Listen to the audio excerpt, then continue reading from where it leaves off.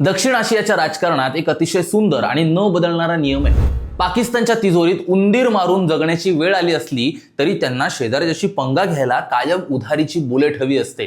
पाकिस्तान. आणि गेल्या 60 तासात पाकिस्तानच्या आकाशात नेमकी हीच तडफड पाहायला मिळाली. चीन आणि तुर्कीची लष्करी विमानं इस्लामाबाद आणि कराचीच्या एअरबेसवरती तातडीने लँड होत आहेत. पाकिस्तानच्या भाबड्या डोक्याला असं वाटलं की चीनचा पाय धरून, तुर्कीचा खांदा वापरून ते भारताला घेरतील. पण भारताने शांतपणे तुर्कीच्या थेट मागच्या दारात असा एक जिओपॉलिटिकल अणुबॉम्ब फोडलाय ना, ज्यामुळे अंकारापासून इस्लामाबाद पर्यंत अगदी सगळ्यांची झोप उडाली. हा नेमका काय प्रकार आहे आणि पाकिस्तानची पुन्हा एकदा कशी मस्त बिन पाण्याची हजामत झाली आहे, चला आज जरा चवीनं समजून घेऊया. तर किस्सा असा आहे की आंतरराष्ट्रीय फ्लाईट ट्रॅकर्सना गेल्या 60 तासात पाकिस्तानच्या नूर खान आणि मसरूर एअरबेसवरती अचानक आतोनात घाई गडबड दिसली. चीनची महाकाय विमानं आणि तुर्कीचे एअरक्राफ्ट तिथे शस्त्रांशी पार्सल सोडून पळत आहेत. आता प्रश्न हा आहे की पाकिस्तानला हा असा अचानक कसला झटका आलाय? तर आठवतंय ना ऑपरेशन सिंदूर पाकिस्तान. त्या ऑपरेशनमध्ये भारतीय सैन्याने पाकिस्तानच्या हवाई संरक्षण यंत्रणेची अशी काही थू केली होती की तेव्हापासून बिचारे पाकिस्तानचे लष्कर प्रमुख रात्रभर उशीत तोंड लपवून रडत होते. आवाज भारतापर्यंत आला. आता त्याच सणसणीत चपराकीमधून सावरण्यासाठी स्वतःची अक्कल गहाण ठेवलेला हा पाकिस्तान पुन्हा एकदा चीनी आणि तुर्की अब्बांच्या दावणीला जाऊन बांधला गेलाय. चीनकडून इलेक्ट्रॉनिक वॉरफेअर उपकरणं आणि तुर्कीकडून बाय राखतार ड्रोन भीक म्हणून मागवले जात आहेत. आता हे इलेक्ट्रॉनिक वॉरफेअर म्हणजेच काय? तर सोप्या भाषेत सांगायचं झालं तर जसं एखाद्या VIP नेत्याच्या ताफ्यात जॅमर गाडी असते माहितीये, जी आसपासचे सर्व मोबाईल नेटवर्क, वायफाय, ब्ल्यूटूथ ते सगळे सिग्नल क्षणात बंद पाडते. अगदी तसंच आहे. शत्रूची विमानं, रडार आणि रेडिओ सिग्नल आंधळे करण्याचं काम ही लष्करी मशीन करत असते. म्हणजे थोडक्यात सांगावं तर स्वतःचं घर चालवायला IMF समोर कटोरा घेणारा हा पाकिस्तान आता चीनचं डोकं आणि तुर्कीचे भाड्याचे ड्रोन आणून भारतात ऍक्शन हिरो बनण्याचे पोरकट स्वप्न पाहतोय.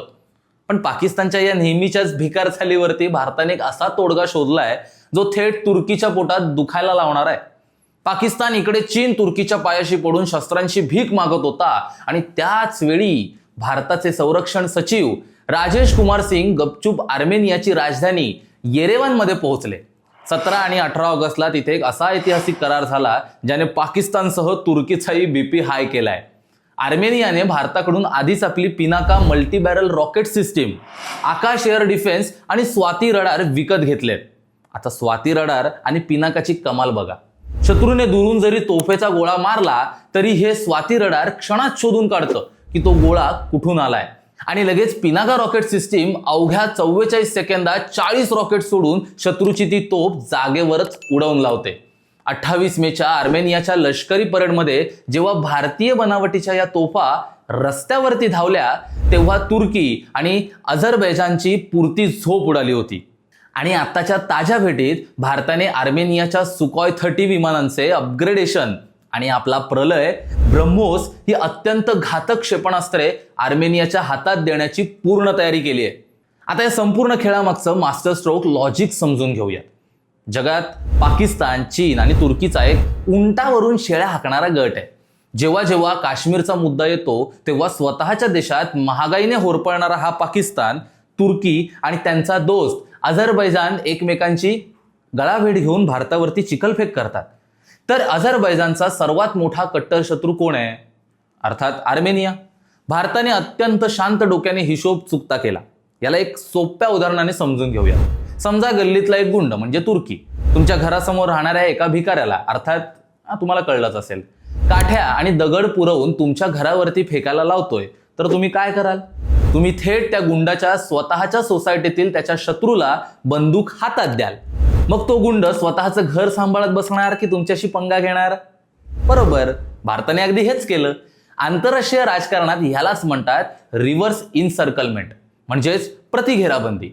पाकिस्तान आपल्याला पूर्व आणि पश्चिमेकडून घेरण्याच्या बाता मारत होता. हा बाताच मारणार.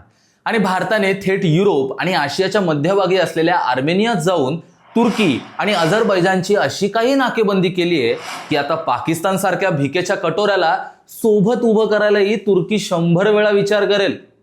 थोडक्यात सांगायचं तर काय, पाकिस्तानची 60 तासांची एअरलिफ्ट म्हणजे दुसऱ्याच्या जीवावरती उड्या मारून स्वतःची उरलेस उरलेली इज्जत घालवण्याचा प्रकार. तर भारताने आर्मेनियासोबत केलेला हा करार म्हणजेच तुर्की आणि पाकिस्तानच्या युतीला कानाखाली बसवलेली सडेतोड चपराक आहे. पाकिस्तान उधारीच्या शस्त्रांवरती कितीही फुगून बसला तरी भारताची ही प्रतिघेराबंदी पाहून त्यांच्या गोटात, पुन्हा एकदा बोलतो, त्यांच्या गोटात सध्या सन्नाटा पसरलाय. तुम्हाला भारताची ही आर्मेनिया रणनीती कशी वाटली कमेंट्समध्ये नक्की सांगा. आणि हो, पाकिस्तानची ठासाला अजिबात विसरायचं नाहीये. ती ठासलीच गेली पाहिजे, आपला जन्मसिद्ध हक्क आहे काय.